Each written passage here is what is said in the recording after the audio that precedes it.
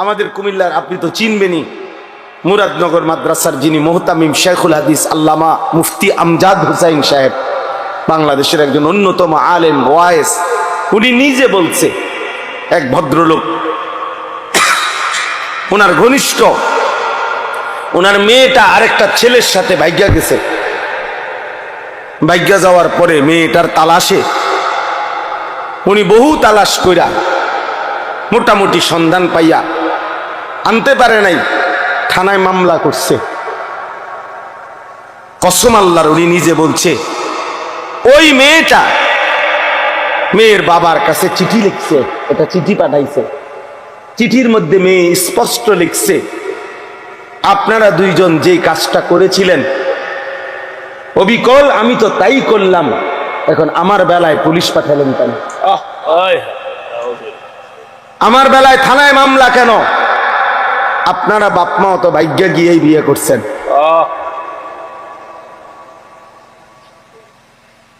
এখন আমার বেলায় থানায় পুলিশ পাঠালেন কেন, মামলা দিলেন কেন?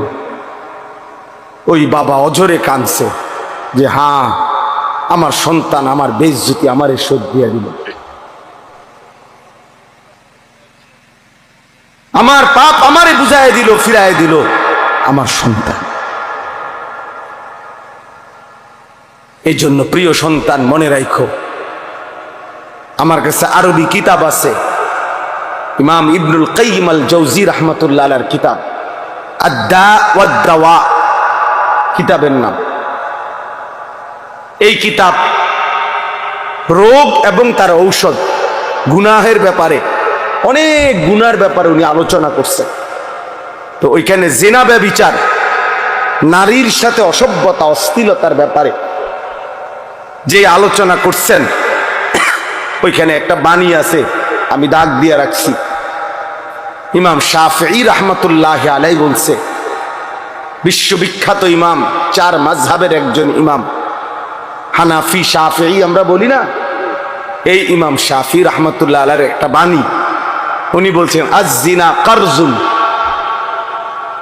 ইমাম শাফিঈ রাহমাতুল্লাহ আলাইহি বলছে, যুবক ছেলেরা বাবা শোনো, উনি বলছে জিনা এবং ব্যভিচার এটা করজ, এটা ঋণ। ঋণ যেমন সুদ দিতে হয়, তোমার এই অসভ্যতা ব্যভিচার তোমার ফ্যামিলির কাউকে না কাউকে দিয়ে সুদ দিতে হবে। আল্লাহর কসম, তোমার যদি বিশ্বাস না হয় এই কিতাব আমি দেখাবো, এবং এই কিতাবের বাংলা অনুবাদও আছে।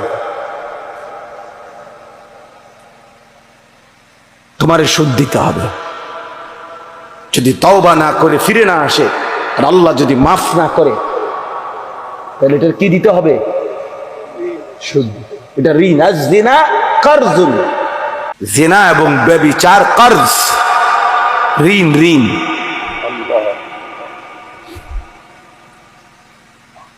অতএব দোস্ত আমার, বন্ধু আমার, প্রিয় সাথী আমার, মজলুমের দিকে আরেকবার তাকাও, ইমানদারের খণ্ড বিখণ্ড লাশের দিকে আবার তাকাও, গাজা ফিলিস্তিনের মজলুম মার দিকে আবার তাকাও, আরেকবার নিজের দিকে তাকাও। এমন মুহূর্তে একজন মুসলমান সন্তান এমন করা, নামাজ নাই, সেজদা নাই, আল্লাহ নাই, রসুল নাই, এগুলো কার মতো তোমরা চুল রাখলা? কারে তোমাদের প্রিয় মানায় না? কার লেবাস, কার পোশাক তোমাদের পছন্দ হইল? দোস্ত আমার, কোন খেলোয়াড়ের গেঞ্জি পরলা? সে মুসলমান? আর্জেন্টিনার খেলোয়াড় মুসলমান, ব্রাজিলের খেলোয়াড় মুসলমান, তো সে তোমার পছন্দ হলো কেন? মেসি তোমার প্রিয় হবে কেন? ও তো পত্রিকা আসছে, ওর দুইটা বাচ্চা হওয়ার পরে, যে মহিলার থেকে দুইটা বাচ্চা হয়েছে, তার 9 বৎসর পরে ওই মহিলারে বিয়ে করছে, দুইটা বাচ্চা লইয়া। হ্যাঁ, এটা তো আমি নিজ চোখে দেখছি। তা পারে 9 বৎসরের অবৈধ মেলামেশায় দুইটা বাচ্চা হয়েছে, এরপরে 2 বাচ্চা লইয়া হে ওই মহিলারে বিয়ে করছে, 9 বছর পরে, বাচ্চা হয়েছে আরো 9 বছর আগে। এত বড় অসভ্য কোন মুসলমানের সন্তানের মডেল হইতে পারে? তো তোমার চুল তার মতো হবে কেন? সামান্য বিবেকও কি থাকবে না মিয়া? বলো। হাইসো না বাপ, হাইসলে মনে রাখো তুমি প্রতিবন্ধী, মূলত তোমার তার সিরা। এই জন্য কোনো কথাই তোমার উপরে আসর করে না, কারণ মাতাল এমনই হয়, যার তার সিরা পাগল সে সব কথাই হাসে, কারণ তার তো তার সিরা নাই। তো বিবেকের দংশন থাকা উচিত। সবার কাছে আমি অনুরোধ, সংখ্যা কোনোভাবেই কোনো মূল বিষয় না। মনে করেন এখানে 50,000 লোক হইল, তো এতে করে আমার কবর রাজা মাফ তো আর কি, তাইলে আর আহামরি কি? তাইলে সংখ্যা কোনো বিষয় না, সফলতা কিংবা ব্যর্থতার জন্য সংখ্যা কোনো বিষয় না। কোরআনুল কারীমের মধ্যে আছে, আল্লাহ তাআলা বলেন কালিলাম মা তাশকুরুন, শুকর আদায় করে কম। কালিলাম মা তাযাক্কারুন। কোরআনুল কারীমে আল্লাহ বলেন আমি আল্লাহর কথা থেকে উপদেশ গ্রহণ করে কম। ওয়া কালিলুম মিন ইবাদিয়াশ শাকুর। আল্লাহ তাআলা বলেন আমার কৃতজ্ঞ শুকরকারী বান্দা হয় কম। তাহলে আল্লাহ তাআলা তো কমের প্রশংসা করছেন কিনা বলে? হ্যাঁ। তাহলে সংখ্যা কম কিংবা বেশি সফলতা কিংবা ব্যর্থতার জন্য কোনো বিষয় না। সবাই চিনতে হবে অথবা চিনে না, এই পরিচিত বা অপরিচিতি এটাও সফলতার কোনো বিষয় না। সবাই চিনলে সফল, সবাই না চিনলে ব্যর্থ, এমন কথা কোরআন সুন্নায় নাই। এটা ইসলামী দৃষ্টিভঙ্গি না। মনে করেন এই কোরআনুল কারীমের মধ্যে 25 জন নবী এবং রাসূলের নাম আছে। কতজন? 25 জন। তাহলে এখন 25 জন নবী এবং রাসূলের নাম আছে। পৃথিবীর অন্যান্য সমস্ত কিতাবে একত্র করলে আরো কিছু নবী রাসূলের নাম পাওয়া যাবে। আচ্ছা ধরে নিলাম আরো 100, ধরে নিলাম আরো 200, ধরে নিলাম আরো 300, এত হবে না। তাইলে বাকি নবী রাসূলদের এখন সংখ্যা আমাদের সবাই আমরা মিলে বলি যে 25 জন নবী এবং রাসূলের নাম কোরআনে উল্লেখ হয়েছে। তো নবী এবং রাসূল সর্বমোট 25 জনই তো 1,24,000 এই বর্ণনাটিকে যদি ধরা হয়, এই রাওয়ায়াতটাকে যদি ধরা হয়, তো আসমানের নিচে জমিনের উপরে একেবারে যদি বাড়ি চালানো দেয়, তারপরেও তো 1000 খানিক নবী এবং রাসূলের নাম পাওয়া যাবে না। তাইলে বাকি যে এই লক্ষের উপরে নবী এবং রাসূলদের নাম পৃথিবীর কোনো কিতাবে নাই, কেউ জানে না, তাইলে ওনারা ব্যর্থ। বলো না ভাইয়া? তাইলে কি হলো? সবাই চিনতে হবে সফলতার জন্য, এটা জরুরি না, এটা জরুরি না। রাসূলুল্লাহ সাল্লাল্লাহু আলাইহি ওয়াসাল্লাম আরাফাতের ময়দানে বিদায় হজ্জে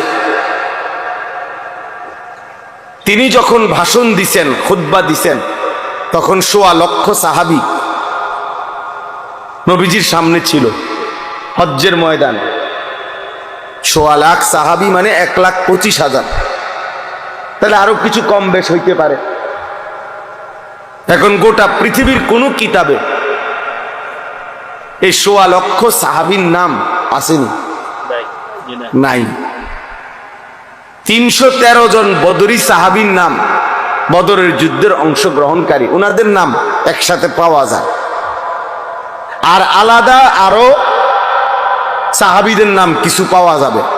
সব তালাশ করলে তো হয়তো যদি 1000 হয় বা 2000 হয়, একেবারে ধরে নিলাম 5000 সাহাবীর নাম তালাশ করে খুঁজা পাওয়া গেল, তো বাকি যে 1,20,000 সাহাবীর নাম পৃথিবীর কেউ জানে না, ওই শুধু আরাফ হজ্জের ময়দানের, তো ওনারা ব্যর্থ সবাই।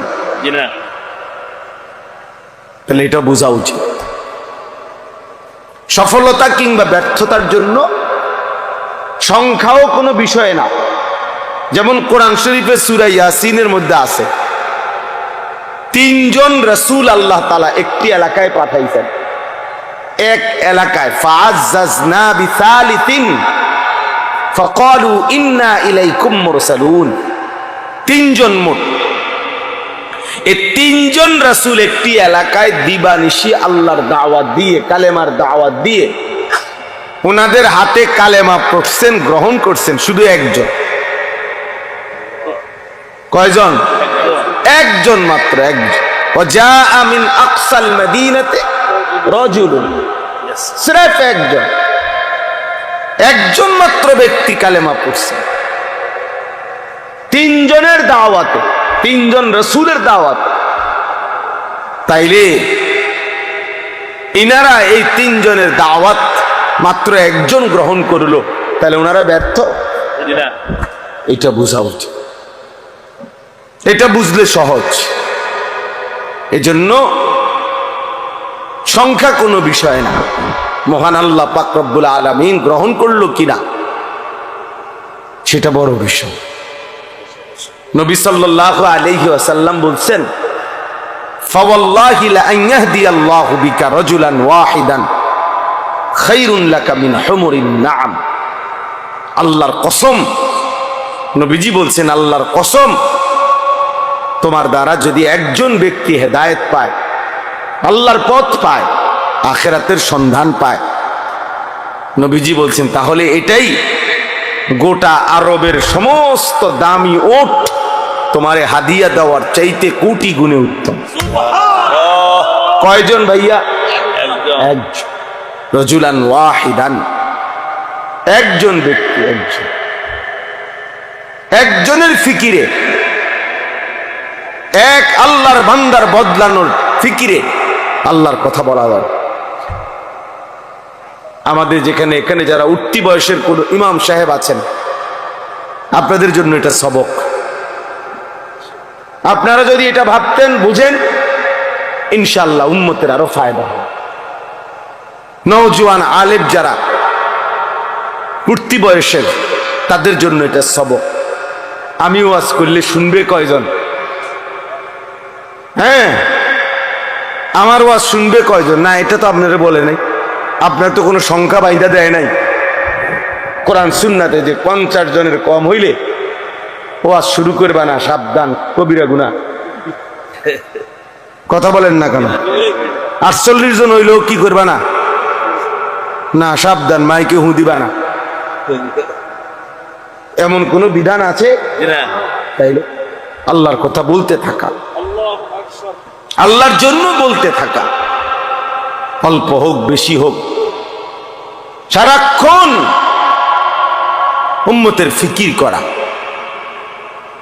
আমাদের দাওয়াত ও তাবলীগের বিশ্ববিখ্যাত মুরব্বী হযরত মাওলানা আহমদ লাট সাহেব দামাত বারাকাতুহুমুল আলিয়া, তিনি বলছেন রাসূলুল্লাহ সাল্লাল্লাহু আলাইহি ওয়াসাল্লাম এবং সাহাবায়ে কেরামের প্রত্যেকের দিলের মধ্যে এই ফিকির ছিল কিভাবে আল্লাহ পাকের এক এক বান্দা জাহান্নাম থেকে মুক্তি পাবে, জাহান্নাম থেকে মুক্তি পাবে।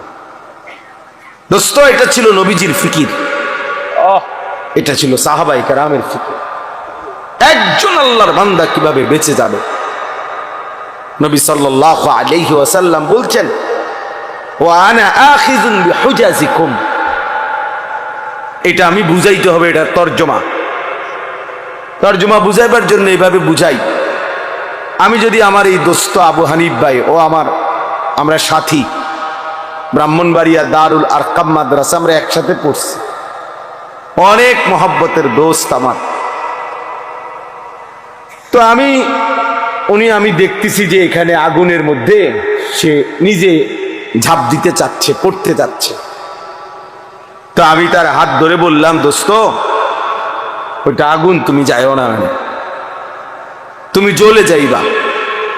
সে আমার ইচ্ছা করলে উনি আমার হাত ধরে রাখলে ছেড়াই দিতে পারবে। ছাড় বেটা, আমি যাবই, তোর কি?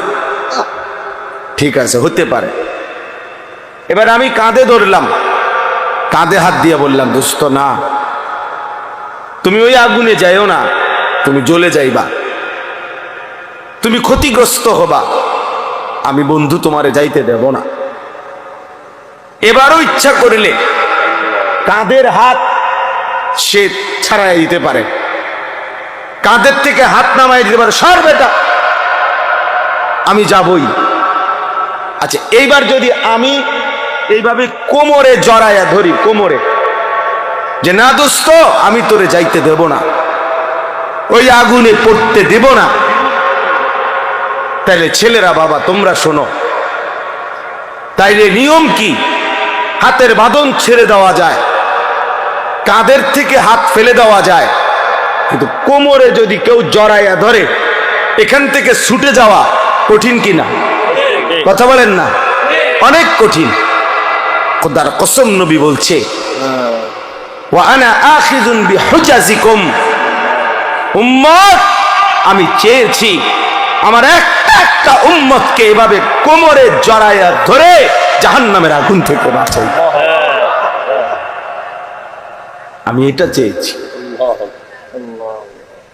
আমার এক উম্মত তবুও যেন জাহান্নাম থেকে বেঁচে যায়,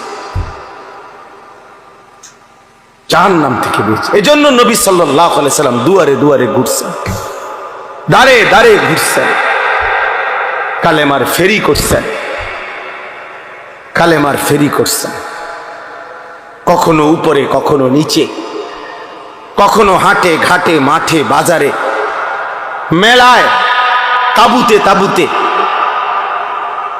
প্রত্যেক অবস্থায় পাথর মারছে তবুও কালেমার দাওয়াত দিছে, ধাক্কা দিছে তবুও নবী সাল্লাল্লাহু আলাইহি সাল্লাম কালেমার দাওয়াত দিছে। আবু জেহেল উটের পচা নারী ভুরি পিঠের উপরে চাপায় দিছে তবুও কালেমার দাওয়াত দিছে। তায়েফের পাথরের আঘাতে সারা দেহ রক্তে রঞ্জিত করে দিছে, এই রক্ত মাখা দেহ নিয়েও হাত তুলে উম্মতের জন্য বদদুয়া করে নাই, বলছে আয় মাওলা মাফ করে দেন।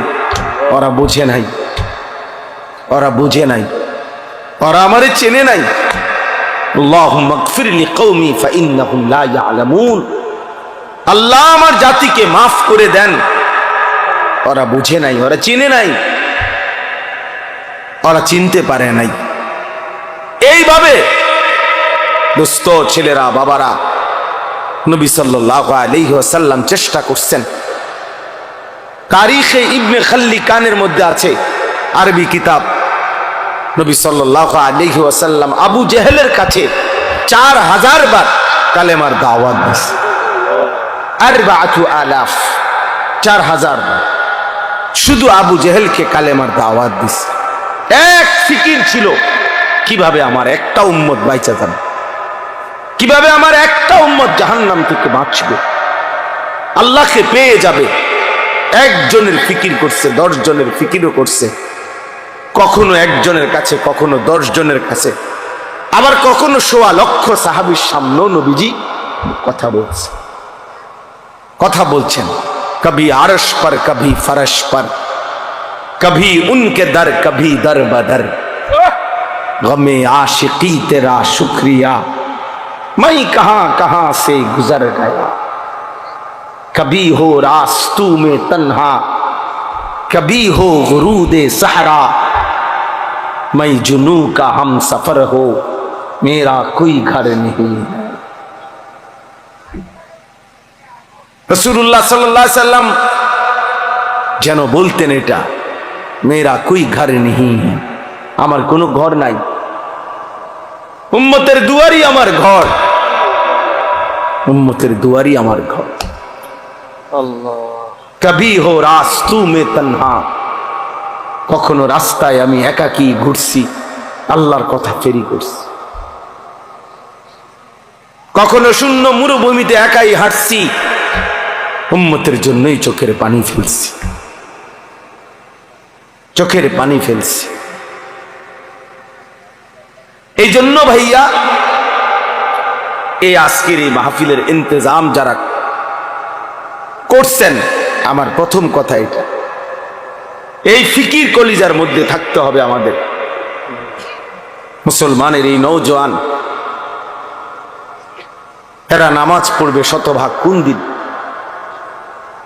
আমাদের এই যে ভরপুর ছেলে, আলহামদুলিল্লাহ এখন রাত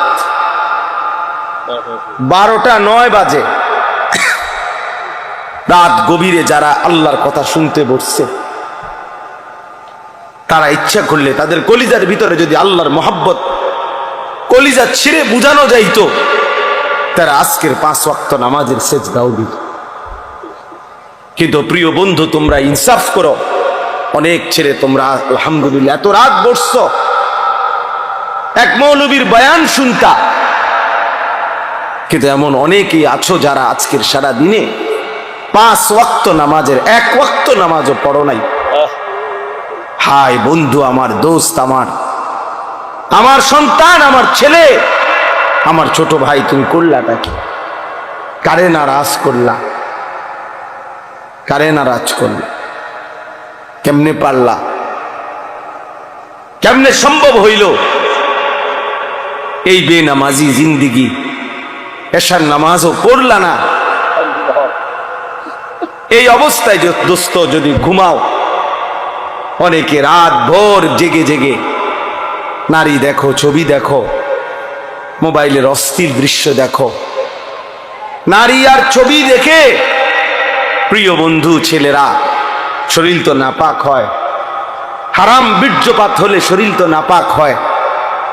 তো এশার নামাজও পড়লা না, শরীরটাও নাপাক, এই অবস্থায় ঘুমায় রইলা। আমার বন্ধু, যদি এই রাত আর ভোর না হয়,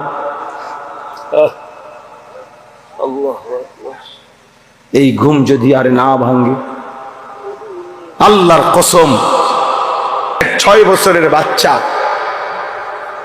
সে সাক্ষাৎকার দিছে, আমি আমার বন্ধুদের সাথে খেলতেছিলাম, হঠাৎ করে আমি বেহুশ হয়ে গেছি।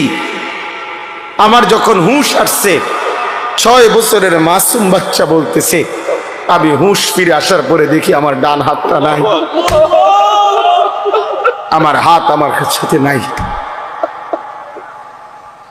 আমি আর হাত খুঁজে পাই নাই।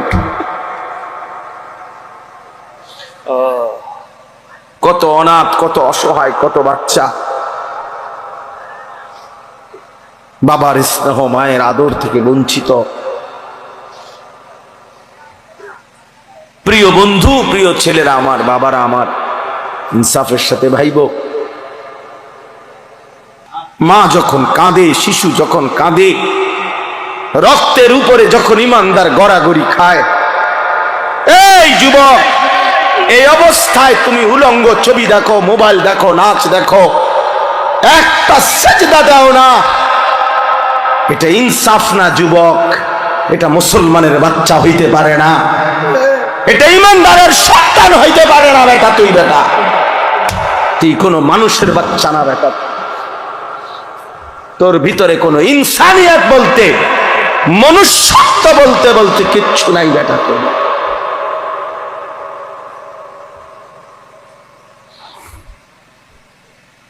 ওই জানোয়ার তোর চাইতে ভালো বেটা। তুমি মুমিনের রক্ত দেখো নাই? তুমি মজলুমের আহাজারি শোনো না?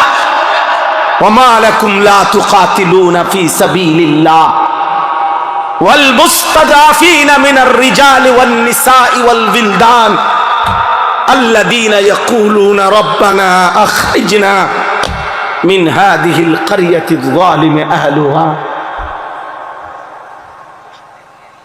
আল্লাহ বলে, তোমাদের কি হলো? তোমরা কেন আল্লাহর রাস্তায় জীবন দিচ্ছ না, জিহাদ করছো না? অথচ দুর্বল পুরুষ, শিশু, বৃদ্ধা, নারী, বাচ্চা চিৎকার করে বলছে আর আল্লাহকে ডাকছে, মাওলা জালেমের এই জমিন থেকে আমাদেরকে রক্ষা করো মাওলা। ফিলিস্তিনি মা আহাজারি করছে, বোন আহাজারি করছে, ছেলে আহাজারি করছে, 6 বছরের মাসুম বাচ্চাও কাঁদতেছে।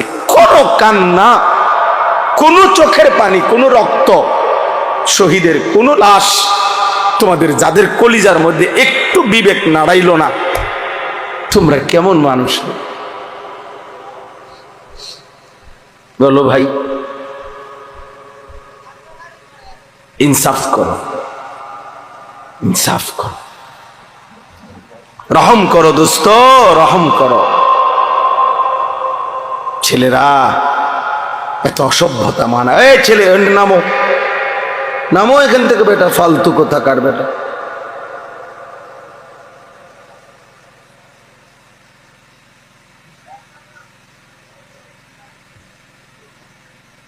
বলো মিয়া, ইনসাফ করো তোমরা। আমার কথায় রাগ হইও না, ইনসাফ করো। মুসলমানের সন্তান এমন হওয়ার কথা ছিল না, ইমানদারের সন্তান এমন হওয়ার কথা ছিল না। একজন মুসলমান, যার বাবা মুসলমান, মা মুসলমান, যার বংশ মুসলমান, যার রক্তে ইসলাম, এইভাবে আল্লাহকে ভুলে কিভাবে? এইভাবে আল্লাহকে ভুলে, এভাবে কিভাবে আল্লাহকে ভুলে? আমি দাঁড় করাইতে পারবো তো ভাইয়া এখন? তোমরা যারা আজকের সারাদিনে 1 ওয়াক্ত নামাজ পড়ো নাই, আমি তো দাঁড় করাইতে পারো। চেহারা দেখলে বোঝা যায় বেনামাজের। মুসলমানের সন্তান, বাপ, কার মতো চুল রাখলা বাবা? যে বেঈমান তোমার মার বোনের উপরে জুলুম করছে, যে বেঈমান তোমার ইমানদার ভাইয়ের রক্তে জমির ভাষায় দিছে, তুমি তার মতো সাজলা? ছি ছি ছি। মুসলমান এত নির্লজ্জ হয় কেন? ইমানদার এত আত্মমর্যাদাহীন হয় কিভাবে? আমার যুবক, তুমি নষ্ট হইও না। আমার নওজোয়ান, তুমি নষ্ট হইও না। আমি এইমাত্র বলছি, আজকে আমাদের পূর্বপুরুষ, আলহামদুলিল্লাহ, আমাদের দাদারা, বাবারা, আমাদের জেনারেশন, আমরা যারা 40-45 বছরের বয়সী, আমাদের পূর্বপুরুষ, দাদা, বাবা আকসারি দিনদার ছিল, 3 পুরুষ দিনদার ছিল। আজকে তোমরা যারা 18, 20, 25 বছর বয়সে, তোমরা একটা ওয়াক্ত নামাজ পড়ো না, সারা দিন সারা রাত মোবাইল, নারী, ছবি, অশ্লীল দৃশ্য, উলঙ্গ নাচ গান নিয়ে ব্যস্ত আছো। তোমাদের হাতেও একটা জেনারেশন আসবে, আল্লাহ চাহে তো ইনশাআল্লাহ তোমরাও বিয়ে করবা, আল্লাহ দিলে তোমাদেরও বাচ্চা সন্তান হবে। সেদিন তোমরা বুঝবা তোমাদের এই অব্যাহত গুনাহ, অসভ্যতার, অস্থিরতার খেসারত তোমাদেরকে দিতে হবে। আমি একটা উদাহরণ বলি, শুনেন কামাল ভাই। আমাদের কুমিল্লার, আপনি তো চিনবেনই, মুরাদনগর মাদ্রাসার যিনি মুহতামিম শেখুল হাদিস আল্লামা মুফতি আমজাদ হুসাইন সাহেব, বাংলাদেশের একজন অন্যতম আলেম, ওয়াইজ, উনি নিজে বলছে, এক ভদ্রলোক, ওনার ঘনিষ্ঠ, ওনার মেয়েটা আরেকটা ছেলের সাথে ভাগ্যা গেছে। ভাগ্যা যাওয়ার পরে মেয়েটার তালাশে উনি বহু তালাশ কইরা মোটামুটি সন্ধান পাইয়া আনতে পারে নাই, থানায় মামলা করছে। কসম আল্লাহর, উনি নিজে বলছে, ওই মেয়েটা মেয়ের বাবার কাছে চিঠি লিখছে, একটা চিঠি পাঠাইছে। চিঠির মধ্যে মেয়ে স্পষ্ট লিখছে, আপনারা দুইজন যেই কাজটা করেছিলেন অবিকল, আমি তো তাই করলাম, এখন আমার বেলায় পুলিশ পাঠালেন কেন? আমার বেলায় থানায় মামলা কেন? আপনারা বাপ মা অত ভাগ্য গিয়েই বিয়ে করছেন।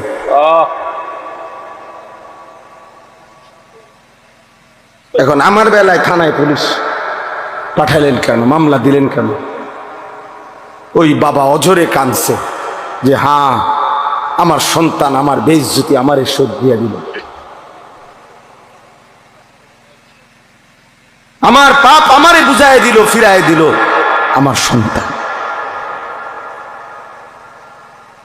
এই জন্য প্রিয় সন্তান মনে রাখো, আমার কাছে আরবি কিতাব আছে, ইমাম ইবনুল কাইয়িম আল জাওজি রাহমাতুল্লাহ আলাইহির কিতাব আদ-দা ওয়াদ দাওয়া কিতাবের নাম। এই কিতাব রোগ এবং তার ঔষধ, গুনাহের ব্যাপারে, অনেক গুনার ব্যাপারে উনি আলোচনা করছেন।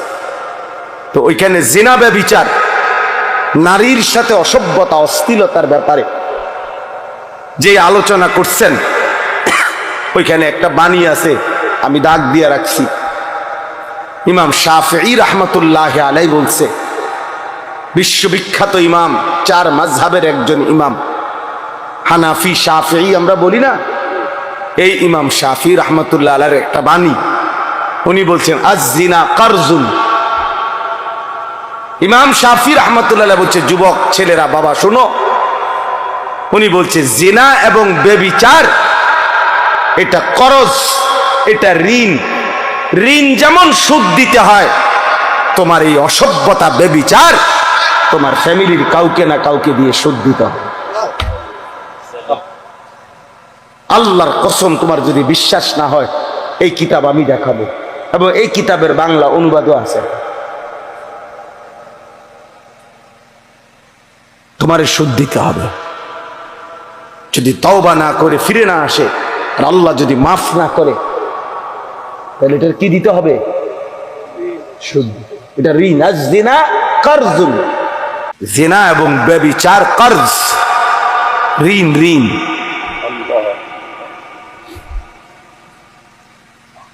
অতএব দোস্ত আমার, বন্ধু আমার, প্রিয় সাথী আমার, মজলুমের দিকে আরেকবার তাকাও, ইমানদারের খণ্ড বিখণ্ড লাশের দিকে আবার তাকাও, গাজা ফিলিস্তিনের মজলুম মার দিকে আবার তাকাও, আরেকবার নিজের দিকে তাকাও। এমন মুহূর্তে একজন মুসলমান সন্তান এমন করা, নামাজ নাই, সেজদা নাই, আল্লাহ নাই, রসুল নাই, এগুলো কার মতো তোমরা চুল রাখলা? কারে তোমাদের প্রিয় মানায় না? কার লেবাস, কার পোশাক তোমাদের পছন্দ হইল? দোস্ত আমার, কোন খেলোয়াড়ের গেঞ্জি করলা? সে মুসলমান? আর্জেন্টিনার খেলোয়াড় মুসলমান, ব্রাজিলের খেলোয়াড় মুসলমান, তো সে তোমার পছন্দ হলো কেন? মেসি তোমার প্রিয় হবে কেন? ও তো পত্রিকা আসছে, ওর দুইটা বাচ্চা হওয়ার পরে, যে মহিলার থেকে দুইটা বাচ্চা হয়েছে, তার 9 বৎসর পরে ওই মহিলারে বিয়ে করছে, দুইটা বাচ্চা নেই। হ্যাঁ, এটা তো আমি নিজ চোখে দেখছি। তারপরে 9 বৎসরের অবৈধ মেলামেশায় দুইটা বাচ্চা হয়েছে, এরপরে 2 বাচ্চা লইয়া হে ওই মহিলারে বিয়ে করছে। বিয়ে করছে 9 বছর পরে, বাচ্চা হয়েছে আরো 9 বছর আগে। এত বড় অসভ্য কোন মুসলমানের সন্তানের মডেল হইতে পারে? তো তোমার চুল তার মতো হবে কেন? সামান্য বিবেকও কি থাকবে না মিয়া? বলো। হাইসো না বাপ, হাইসলে মনে রাখো তুমি প্রতিবন্ধী, মূলত তোমার তার সিরা। এই জন্য কোনো কথাই তোমার উপরে আসর করে না, কারণ মাতাল এমনই হয়, যার তার সিরা পাগল সে সব কথাই হাসে, কারণ তার তো তার সিরা নাই। তো বিবেকের দংশন থাকা উচিত, নাই তো বিবেকের মধ্যে একটু যে তোমার এক ওয়াক্ত নামাজ নাই, সেজদা নাই, আল্লাহ নাই, রসুল নাই, হালাল হারামের কোনো পাক নাফাকের কোনো ভাগ ধারণা, একটা মোটরসাইকেল জিন্দিগি, একটা মোবাইল জিন্দিগি, একটা নারীর সাথে প্রেম, এটাই জীবন, চুলের ফ্যাশন, এটাই জীবন বানায় ফেলছ, বন্ধুদের সাথে অসৎ আড্ডা, কিছু অশ্লীল বিশ্রী বাজে কথাবার্তা, নিজেদের মধ্যে অসভ্য নোংরা কথাবার্তা, এটাকেই জীবনের আনন্দ হাসি খুশি বানাই। অসভ্যতা আনন্দ হয় কেমনে ভাইয়া? প্রিয় ভাই বলো, কোন কোন কিতাবে লিখছে, কোন বইতে লিখছে, কোন ডিকশনারিতে যে নোংরামিটা আনন্দ, অসভ্যতা আনন্দ? তুমি একটা মেয়ের পিছনে ঘুরলা, এটা তো অসভ্যতা, এটা তো আনন্দ না। তুমি উলঙ্গ ছবি দেখলা, এটা তো নোংরামি, এটা তো আনন্দ হইতে পারে না। অশ্লীলতা তো পৃথিবীর কোনো ভাষায়, কোনো দেশে, কোনো ধর্মে অশ্লীলতাকে আনন্দ বলে না, অসভ্যতাকে আনন্দ বলে না। অতএব ইনসাফ করো। মূলত দিল মরে গেছে যার, আখিরাত ভুলে গেছে যে, ইনসানের কাতার থেকে যে নিজেকে বিচ্ছিন্ন করেছে, জন্তু এবং জানোয়ারের খাতায় যে নিজের নাম লেখাইছে, অসভ্যতার অস্থিরতা, আল্লাহকে ভুলে থাকা একমাত্র তার পক্ষে সম্ভব। এবার আমি কোরআন থেকে বলি, কোরআনুল কারীমের সূরা আরাফের মধ্যে আছে স্পষ্ট, আল্লাহ তাআলা বলেছেন, ওয়াত্তাবাআ হাওয়াহু ফামাসালুহু কামাসালিল কালব। আল্লাহর কসম, কোরআনের আয়াত, আল্লাহ বলছে মনের ইচ্ছা মতো যে চলে, আমার মনে যা চায় আমি তাই করব। ওয়াত্তাবাআ হাওয়াহু, যে তার নফসের মনের চাহিদার অনুসরণ করে। কিসের আল্লাহ, কিসের রাসূল, কিসের কোরআন? বাদ দে বেটা, এডি হুজুরদের এসব কথা বাদ। আমার মনে যা চাই তাই করব। চুল আমার ইচ্ছা মতো, জামা আমার ইচ্ছা মতো, পোশাক আমার ইচ্ছা মতো, মন চাইলে খাড়াইয়া মুতলাম, মন চাইলে বইয়া মুতলাম, মন চাইলে মানুষের মেয়েরে বিরক্ত করলাম, মন চাইলে সারা রাত উলঙ্গ ছবি দেখলাম, যা ইচ্ছা তাই করলাম। আমার বাবার সম্মান, মার সম্মান, কিচ্ছুর আমার কোনো পরোয়া নাই। আল্লাহর কসম, কোরআনে আল্লাহ বলছে, এমন জীবন যার, তার দৃষ্টান্ত কামাসালিল কালব, কুত্তার মতো, কুত্তার মতো, কুত্তার মতো। এই নাফরমান, এই জিন্দেগি কুত্তার জিন্দেগি, কুত্তার জিন্দেগি। এজন্য বেনামার জীবনে রাখিস তোর জিন্দেগি কুত্তার জীবন। সেজদাবিহীন যুবক, মনে রাখিস তোর জীবন কুত্তার জীবন। সারা রাত উলঙ্গ ছবি দেখো যারা, নারী ছবি, মোবাইলের অস্থির দৃশ্য, মনে রাখিস বেটা তোর জীবন কামাসালিল কুত্তার জীবন বেটা, আল্লাহ, জানোয়ারের জীবন বেটা। এই একবার সুযোগ পাইছি, একবারই বললাম, আরেকবার আসতে হবে জরুরি না, আরেকবার আসার কোনো প্রয়োজন নেই। আর যদি না বাঁচি, আরেকবার যদি বলার সুযোগ না পাই, একবারই বললাম। প্রিয় বন্ধু, ফিরে আসো। প্রিয় নওজোয়ান মুসলমানের এই বিপদে তুমি না দাঁড়াইলে কে দাঁড়াবে? আমাদের মালিককে যদি আমরা ডাক না দেই, আমাদের উপরে সাহায্য কেমনে আসবে? আমাদের মনিবের কাছে যদি আমরা কাঁদি না কাঁদি, আমাদের বিজয় আসবে কিভাবে? আমাদের প্রিয় নবী সাল্লাল্লাহু আলাইহি ওয়াসাল্লাম, এবার রাসূলুল্লাহ সাল্লাল্লাহু আলাইহি ওয়াসাল্লামের জিন্দেগি শুনেন। সবাই শুনতেছেন? ছেলেরা, বাপ তোমরা শুনতেছো? বাপ, ভাবতে শিখো ভাইয়া।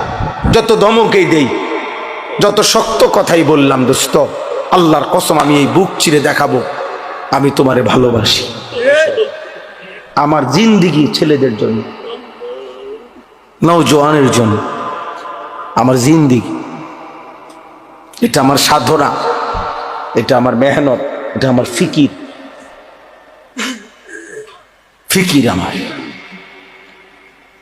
আল্লাহর নবী সাল্লাল্লাহু আলাইহি ওয়াসাল্লাম মাত্র 313 জন সাহাবীকে নিয়ে বদরের যুদ্ধে যখন যুদ্ধের ময়দানে দাঁড় করাইছে 1000 কাফেরের মোকাবেলায়, হাদিসে স্পষ্ট আছে নবীজি সাল্লাল্লাহু আলাইহি সাল্লাম তখন সাহাবীদেরকে বললেন, তোমরা দাঁড়াও, যারে যেমনে দাঁড় করাইছি দাঁড়াও, তবে আমি আদেশ না দেওয়া পর্যন্ত যুদ্ধ শুরু করবা না। কথা বুঝছেন কিনা? এই কথা বলে আল্লাহ নবী সাল্লাল্লাহু আলাইহি সাল্লাম পিছনের দিকে আসছে, একটু পিছনের দিকে আসছে আর কি। আয়েশা পাহাড়ের টিলায় নিচে, পাহাড়ের চূড়ার নিচে আল্লাহ নবী সাল্লাল্লাহু আলাইহি ওয়াসাল্লাম সিজদা করছে। সিজদা দিয়ে একটানা কাঁদতে শুরু করছে। নবী সাল্লাল্লাহু আলাইহি সাল্লাম অঝরে চোখের পানি ফেলতেছেন এই বদরের প্রান্তরে। তখন আল্লাহ নবী সাল্লাল্লাহু আলাইহি সাল্লাম বলছেন, আল্লাহ আমি আপনার কসম করে বলতেছি, ইন তুহলিক হাদিহিল ইসাবা লান তুবাদা ফিল আরদ। মাওলা, আমার সামান্য পুঁজি, আমার গত 13 বৎসর, আমার গত 13 বৎসরের মক্কার মেহনত, মদিনার 6 মাস বা 1 বছর, আমার এই 14 বছরের কাছাকাছি সময়ের মেহনতে আমার এই 313 জন সাহাবী, আমার পুঁজি আমি দাঁড় করাইছি ময়দানে। এই ছোট্ট সৈন্য আমার অল্প কয়টা লোক, আজ যদি বদরের এই প্রান্তরে আপনি যদি আমার এই সামান্য বাহিনী শেষ করে দেন, এরা যদি শহীদ হয়ে যায়, তো মনে রাখেন মাওলা, লান তুবাদা ফিল আরদ, আপনার জমিনে আর আপনাকে ইবাদত করার কেউ থাকবে না। আমার পুঁজি তো 313 জন, ওরা যদি শহীদ হয়ে যায় সবাই, আপনার সেজদা দিবে কে? আপনার গোলামি করবে কে? এইভাবে আল্লাহ নবী সাল্লাল্লাহু আলাইহি সাল্লাম অঝরে কাঁদতেছিলেন আর বলতেছিলেন, আহাজারি করতেছিলেন। আল্লাহ রাব্বুল আলামিন ঠিক তখন জিব্রাইল পাঠাইয়া নবী সাল্লাল্লাহু আলাইহি সাল্লামকে সরাসরি জানায় দিয়েছেন, বন্ধু, ফাস্তাজাবা লাহুম রাব্বুহুম, আপনার দোয়া আমি কবুল করেছি। আমি আল্লাহ আসমান থেকে এই মুহূর্তেই জিব্রাইলের নেতৃত্বে 1020 ফেরেশতার কাফেলা আপনার সাহায্যে পাঠাচ্ছি। সুবহানাল্লাহ। আন্নী মুমিদ্দুকুম বিআলফিন মিনাল মালাইকাতি মুরদিফিন, আমি এক্ষুনি পাঠাচ্ছি। আপনার সাথে আপনার সাহাবীদের সাথে কাঁধ মিলিয়ে ফেরেশতারা যুদ্ধ করবে। বদরের যুদ্ধে আল্লাহ তাআলা মুমিনের বিজয় দান করছেন। সুবহানাল্লাহ, সুবহানাল্লাহ, বিজয় দান করছেন। তাহলে এই জন্য ভাইয়া, প্রিয় ভাই আমার, রাসূলুল্লাহ সাল্লাল্লাহু আলাইহি ওয়াসাল্লাম চোখের পানি ফেলছেন। আল্লাহ নবী সাল্লাল্লাহু আলাইহি ওয়াসাল্লাম, আজকে আমরা তো কমপক্ষে চোখের পানিটা তো ফেলতে পারি। এই মুহূর্তে আমরা যদি গাজা যাইতে তো চাই, যাওয়ার জন্য কসম আল্লাহর, শুধু এই মাহফিলে বলতেছি না, একাকিত্ব মালিকের কাছে 1000 বার বলছি, মালিক যদি এই জান তোমার পছন্দ হয় তো এই জান দিতে রাজি আমি, তবুও মজলুমকে বাঁচায় দাও, মজলুমকে বাঁচায় দাও। যে সারা বাংলাদেশ ব্যাপী যখন মিছিল হয়েছে, আমাদের সবাই আমরা মিছিল করছি, আলহামদুলিল্লাহ, আমরাও মিছিলে গেছি, আমরাও মিছিলে। আমার ছোট ছেলে, আমার 2 ছেলে, আমার বড় ছেলে 13 বছর, ওরে আমি সাথে নিছি, তো আমার 7 বছরের ছোট ছেলে, এই যে আমাদের সারা দেশ একসাথে যে মিছিল করলাম আমরা, 7 বছরের ছেলে পয় দাঁড়ায় আছে। তা আমি বলি, আব্বা তুমি ছোট মানুষ, তুমি যাইও না। আলহামদুলিল্লাহ, মালিকের দয়া, আমার বিবি হয় আমারে বলতেছে যে আমার পক্ষ থেকে আমি আমার ছোট ছেলের কসম আল্লাহ, বলছে ওরও নিয়ে যান, এটা আমি আমার পক্ষ থেকে দিলাম। অতএব আমি এই মাত্র বলছি, রাসূলুল্লাহ সাল্লাল্লাহু আলাইহি সাল্লামের একজন মহিলা সাহাবী হযরত আয়েশা রাদিয়াল্লাহু তাআলা আনহার বড় বোন হযরত আসমা রাদিয়াল্লাহু তাআলা আনহা, ওনার ছেলে ছিলেন আব্দুল্লাহ ইবনে জুবায়ের রাদিয়াল্লাহু তাআলা আনহু, বিখ্যাত সাহাবী।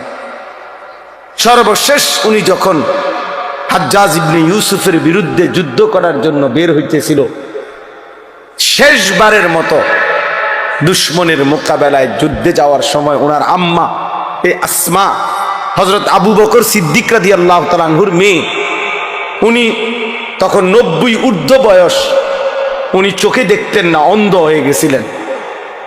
এই মহিলা আসমা আবু বকর রাদিয়াল্লাহু তাআলা আনহুর কন্যা, মানে আয়েশা রাদিয়াল্লাহু তাআলা আনহার বোন।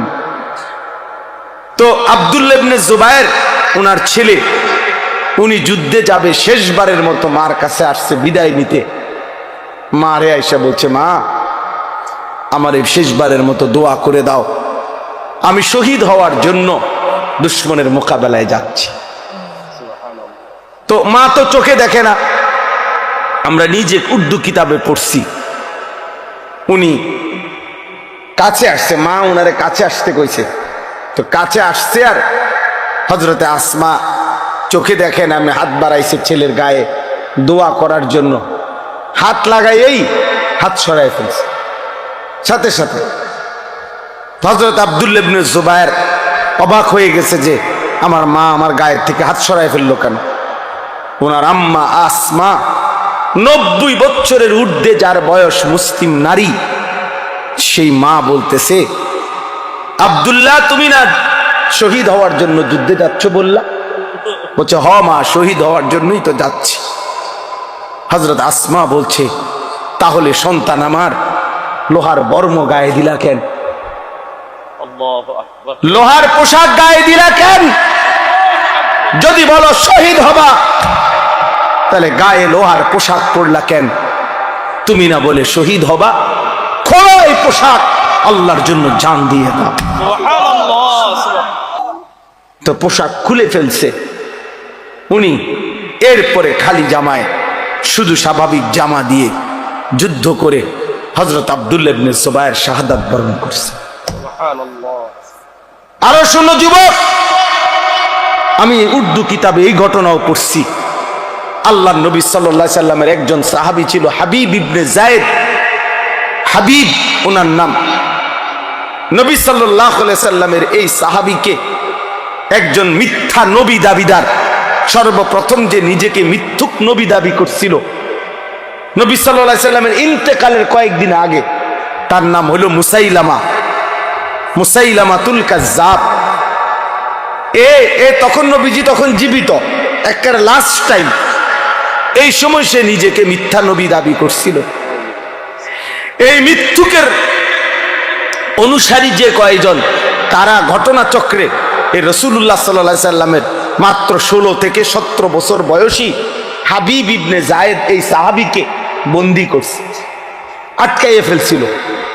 আটকাইয়া যখন মুসাইলামা ওই মৃত্যুক ভণ্ড নবী দাবিদারের কাছে আনছে, তো ওই বেঈমান মুসাইলামা ওনার এই সাহাবী হাবিবকে, সুন্দর চেহারা, 17 বছরের ছেলে, নবীজির সাহাবী, ওনাকে বলছে, হাবিব তুমি একবারের জন্য শুধু বলো আমি মুসাইলামা আল্লাহর নবী। তখন হযরত হাবিব বলছে, আল্লাহর কসম, আশহাদু আন্না মুহাম্মাদান রাসূলুল্লাহ ওয়া আনতা কাদ্দাব, আমি সাক্ষ্য দিচ্ছি মুহাম্মদ সাল্লাল্লাহু আলাইহি সাল্লাম তিনি আল্লাহর রাসূল, আর তুই মিথ্যুক। কিতাবে আছে বন্ধু, এই মুসাইলামা ওনার ডান হাত কেটে ফেলে দিছে।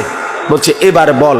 বলছে, লা আনতা কাজ্জাব বাল মুহাম্মাদুর রাসূলুল্লাহ সাল্লাল্লাহু আলাইহি সাল্লাম। বাম হাত কেটে ফেলে দিছে। বলছে, এবার বল। বলছে, লা আনতা কাদ্দাব। ডান পাও কেটে ফেলে দিছে। বলছে, এবার বল। লা আনতা কাদ্দাব। বাম পাও কেটে দিছে। উনি এবারও বলছে, লা আনতা কাদ্দাব, তুই মিথ্যাবাদী। শেষ পর্যন্ত জিহ্বা টেনে ছিঁড়ে ফেলছে, শরীরটা কাইটা টুকরা টুকরা করে, খোদার কসম বুটি বুটি পিস পিস বানায় ফেলছে, গোশতের টুকরার মতো। এরপরে হযরত হাবিব ইবনে যায়েদের পবিত্র লাশকে টুকরা টুকরা করে ছিন্ন ভিন্ন করে ফেলে দিছে। আমরা ওই কিতাবে পড়ছি ওনার এই খবর মদিনায় আসছে যে ওনারে যে এভাবে নির্মমভাবে শহীদ করছে। তখন ওনার মা ছিল মহিলা সাহাবী, ওনার আম্মাও মহিলা সাহাবী, উম্মে আম্মারা ওনার মায়ের নাম।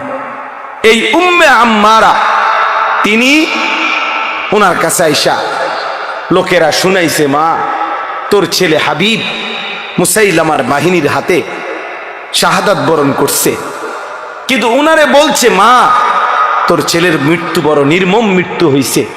মুসাইলামা একটা একটা করে অঙ্গ কাইটা কাইটা টুকরা টুকরা করে একেবারে পিস পিস বানায় ফেলছে, কিন্তু তোমার সন্তান একবারের জন্য মদিনার রসুলকে অস্বীকার করে নাই, মুসাইলামাকে এক সেকেন্ডের জন্য নবী মানে নাই। বারবার তোমার সন্তান শেষ নিঃশ্বাস পর্যন্ত মদিনা ওয়ালার নাম বলে গেছে। এই তখন আমরা কিতাবে পড়ছি ওই মহিলা ওই সাহাবীর মা একটা চিৎকার দিয়া সবার সামনে বলছে, লিহাদাল ইয়াউম আরদাতুহু, মদিনাবাসী আল্লাহর কসম এমন একটা দিনের জন্যই আমি আমার সন্তানকে বুকের দুধ খাওয়াইছি।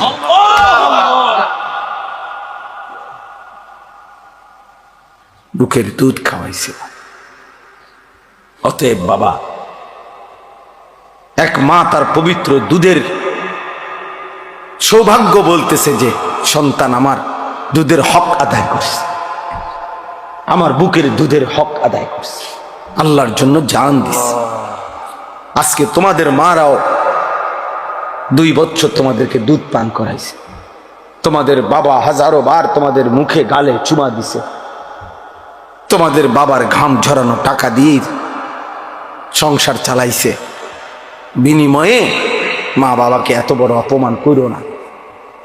রাসূলুল্লাহ সাল্লাল্লাহু আলাইহি ওয়াসাল্লাম 23 বছরে কি পরিমাণ কাঁদছেন, তিনি কাঁদছেন। আমি প্রায় বলি এ কথাটা যে নবী সাল্লাল্লাহু আলাইহি সাল্লাম অসংখ্য উম্মতের আমল নামা দেখে যখন দেখবে পৃষ্ঠার পর পৃষ্ঠা নামাজ নাই, রোজা নাই, হালাল হারামের কোনো অনুভূতি নাই, পাক নাফাক বলতে কিচ্ছু নাই, 30 বছর ফজরের নামাজ পড়ে না এমন উম্মত 40 বছর কোনোদিন হারাম ছাড়া হালাল খায় নাই, সুদের ব্যবসা করে গেছে 40 বছর, দাড়ি কাইটা গেছে 30 বছর, মিথ্যা বলছে 60 বছর বয়স, আমল নামায় দেখা যায় বিড়ি আর সিগারেট ছাড়া কোনো দিন বাকি নাই, গালি ছাড়া কোনো দিন নাই, নাচ গান টেলিভিশন ছাড়া কোনো রাত নাই।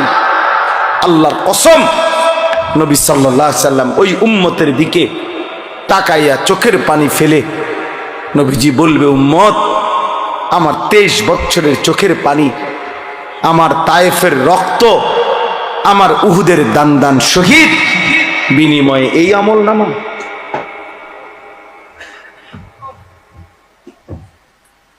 এই আমল নামা উম্মত তুমি জানো না, তায়েফে আমার এই পরিমাণ পাথর মারছে যে পাথরের আঘাতে রক্ত ঝরতে ঝরতে আমার পায়ের জুতা পায়ের সাথে জমাট বাইধা গেছে। হযরত যায়েদ বলছে, রাসূলুল্লাহ সাল্লাল্লাহু আলাইহি ওয়াসাল্লামের জুতা মুবারক পায়ের সাথে জমাট বাইধা গেছে রক্তে। নবীজি জিজ্ঞেস করবে, উম্মত এতটা রক্ত ঝরাইলাম, উহুদের ময়দানে দান দান শহীদ করলাম, ক্ষুধার কষ্টে পেটে 2টা পাথর বাঁধলাম, সারা রাত দাঁড়িয়ে আম্মা জান আয়েশা রাদিয়াল্লাহু তাআলা আনহা নবীজির স্ত্রী বলছেন, আমার ভাই আমি শেষ করে দিচ্ছি, নবীজির স্ত্রী আম্মা জান আয়েশা রাদিয়াল্লাহু তাআলা আনহা বলছেন, আমি আমার রাসূলকে দেখছি এশার নামাজের পরে একটু পরেই তিনি দাঁড়াইছে, ফজরের নামাজের আজানের আগ পর্যন্ত এক দাঁড়ানোতে, আল্লাহর কসম উম্মতের জন্য এক দাঁড়ানোতে চোখের পানি ফেলে কাঁদছে আর দোয়া করছে। হাত্তা তাওয়াররামাত কাদামাহু, 2টা পাও ফুলে ফুলে গেছে। নবী সাল্লাল্লাহু আলাইহি সাল্লাম এই আমল নামা দেখবে, দেখে বলবে উম্মত আমার এত চোখের পানি, আমার এত কান্না, তায়েফের এত রক্ত, উহুদের দান দান শহীদ করা, পেটে পাথর বাঁধা ক্ষুধার কষ্টের বিনিময়ে, এই বিনিময় যদি কোনো বাবা তার ছেলেকে বলে বাপ গত 12টা বছর আমি তোরে জমি বিক্রি করছি, ভিটা বিক্রি করছি, আমার একটা হালের বলদ ছিল এটা বেচা ফেলছি, আমার একটা মোটর সাইকেল ছিল আমি এটা বিক্রি করে দিছি, তোর মায়ের কদ্দুর গহনা ছিল আমি সেই গহনাটাও বিক্রি করে গত 6 বছর তোর ঢাকা শহরে পড়ালেখার, ইউনিভার্সিটির পড়ালেখার যাবতীয় খরচ আমি বাপ দিছি, বিটাটা পর্যন্ত বিক্রি করে দিছি, বন্ধক দিয়ে দিছি, বিনিময়ে আজ 6 বছর পরে তুই এই কি ফলাফল আনলা, এখানে ফেল। এই বাপ কি কাঁদবে না তখন? কথা বলেন না কেন? তো নবী সাল্লাল্লাহু আলাইহি সাল্লাম তো জিজ্ঞেস করবে উম্মত আমার 23 বছরের চোখের পানি, রক্ত, আমার ক্ষুধার কষ্টের বিনিময়ে এই তোমার চুল, এই তোমার পোশাক, এই তোমার আমল নামা, কি জবাব দিবেন? হ্যাঁ কি বলে? এইখানে এই আয়াত আমি পড়ছি, এই আয়াত রাসূলুল্লাহ সাল্লাল্লাহু আলাইহি সাল্লামের জন্মেরও বহু আগে হযরত ইব্রাহিম আলাইহিস সালাম তিনি আল্লাহর কাছে দোয়া করছেন, আল্লাহ আমি সারাটা জীবন আমি আপনার কাছে আমার ভালোবাসা মহব্বতের পরীক্ষা দিছি। وَإِذِ ابْتَلَى إِبْرَاهِيمَ رَبُّهُ بِكَلِمَاتٍ فَأَتَمَّهُنَّ আল্লাহ ইব্রাহিম আলাইহিস সালামকে বহু পরীক্ষা করছে, বহুবার, প্রত্যেক পরীক্ষায় ইব্রাহিম আলাইহিস সালাম গোল্ডেন এ প্লাস পাইছে। فَأَتَمَّهُنَّ উত্তীর্ণ হয়েছে ইব্রাহিম আলাইহিস সালাম প্রত্যেকবার, ছোট্টবেলা থেকে নিয়ে এই যতবার পরীক্ষা করছে, প্রতি পরীক্ষায় উত্তীর্ণ হওয়ার পর তাফসীর মাআরিফুল কোরআনে আমি পড়ছি আল্লাহ তাআলা 70 বার ইব্রাহিম আলাইহিস সালামকে মোট পরীক্ষা করছে। কোন বর্ণনায় আছে 40 বার, কোন বর্ণনায় আছে 30 বার। এই 70 বারের পরীক্ষায় প্রত্যেকবারে তিনি পাশ করছেন। 70 বারের পরে আল্লাহ তাআলার কাছে ইব্রাহিম আলাইহিস সালাম দোয়া করার সুযোগ পাইছিলেন, দোয়া করার, কিছু চাইবার। আল্লাহ বলছিল ইব্রাহিম 70টা বছর তুমি 70 বার আমি তোমারে পরীক্ষা করেছি, শেষ পর্যন্ত আপন সন্তান জবাই করতে বলছিলাম, সেটা তো তুমি পাশ করছো, আমার ঘর বানাইতে বলছি সেটা তো পাশ করছো, যাও ইব্রাহিম এবার কিছু আমার কাছে চাও, আমি দিমু তোমারে। ইব্রাহিম আলাইহিস সালাম তখন আল্লাহর কাছে বলছিলেন, আল্লাহ আমার জীবনের এই 70টা পরীক্ষার বিনিময়ে, সারা জীবনের আপনার কাছে আমি যা পরীক্ষা দিয়ে পাশ করছি সবগুলো ভালো ফলাফলের বিনিময়ে আমি আপনার কাছে শুধু একটা জিনিস চাই। কয়টা? একটা জিনিস। তবে মজার বিষয় হলো মাওলা সব কিছুই আপনার কাছে আছে অনেক, আমি যেটা চাই সেটা আপনার কাছেও আছে একটা, আপনার কাছেও আছে এক পিস। আমি জানি মাওলা আমি যেটা চাইবো এখন আমার সারা জীবনের পরীক্ষার বিনিময়ে ওইটা আপনার কাছে আছেই একটা, আপনার কাছে আরেকটা নাই আমি জানি, আমি ওইটাই আপনার কলজাটা চাই, আমি আপনার ওই একটা প্রিয় ধন আমার দরকার, আমি ওইটা নিব। আল্লাহ বলছে বলো না ইব্রাহিম দিমু যেহেতু সিদ্ধান্ত নিছিয়ে তোমার আজকা কও, যাও যেটাই চাও, যত প্রিয়ই হোক আমার আমি দেব ইব্রাহিম, বলো তুমি। ইব্রাহিম আলাইহিস সালাম তখন এটা চাইছে, রব্বানা ওয়াবআস ফীহিম রাসূলাম মিনহুম, আল্লাহ আমার সন্তান ইসমাঈলের বংশে আমি ওই শেষ জামানার পয়গম্বর, আখিরি পয়গম্বর, নবী দু জাহাं, নবী দু শাহাं, নবী দু আলম, ফখর মওজুদাত, সৈয়দুর রসুল মুসাদ্দিকুর রাসূল, নবিয়ুল আম্বিয়া, ইমামুল মুত্তাকিন, ইমামুল মুরসালিন, ইমামুল আতকিয়া, ইমামুল আম্বিয়া, ইমামুল মুরসালিন, খায়রু খালকিল্লাহ মুহাম্মদ আরবি সাল্লাল্লাহু আলাইহি সাল্লাম, আখিরি মুহাম্মদ বন্ধুকে আমি আমার সন্তানের বংশে চাই। আমি মুহাম্মদ চাই, মুহাম্মদ।